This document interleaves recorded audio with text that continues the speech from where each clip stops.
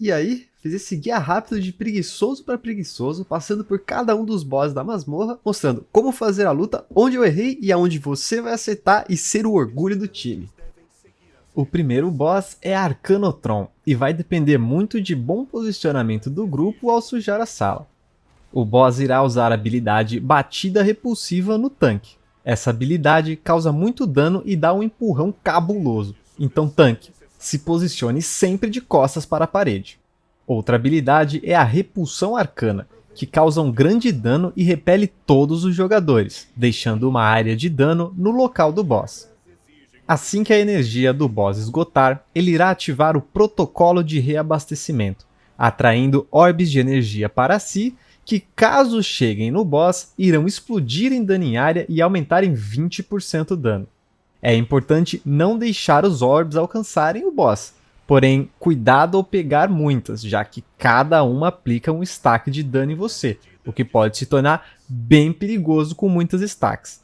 As orbes também deixam uma área de dano no chão, então use sabiamente a área do boss para não sujar a sala toda. Seranel é o segundo boss, e essa luta é bem simples.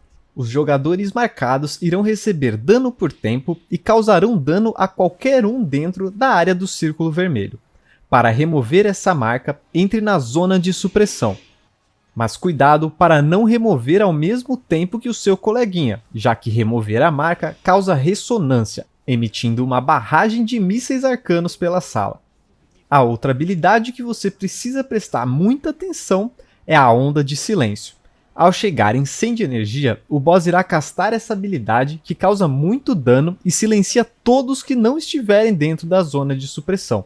Então, corra para dentro dessa área no momento que o boss for terminar de castar. O terceiro boss, Gêmeos, pode parecer confuso, mas presta atenção que é na verdade bem fácil. O boss irá se dividir no começo da luta e ao chegar em 50% da vida.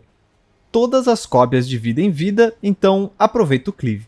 Os jogadores que forem atingidos com Ferroada Cósmica irão receber um debuff de dano que ao expirar dropa uma poça de sujeira que também causa dano. Então tente evitar de criar as poças no meio do caminho.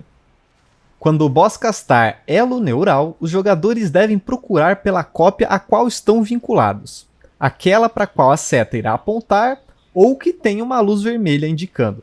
O elo neural precisa ser quebrado para remover os escudos das cópias e do boss.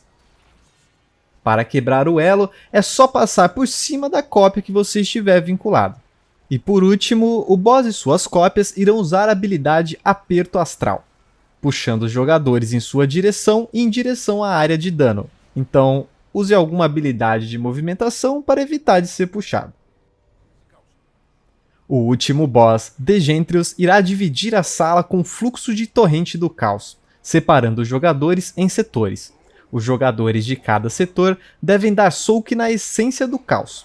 Não pode deixar bater no chão. Se a essência não for interceptada, o grupo todo recebe muito dano.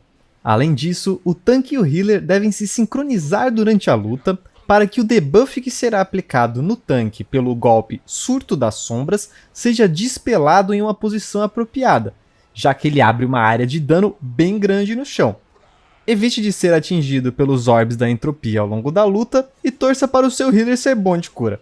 E é isso, nos vemos na próxima.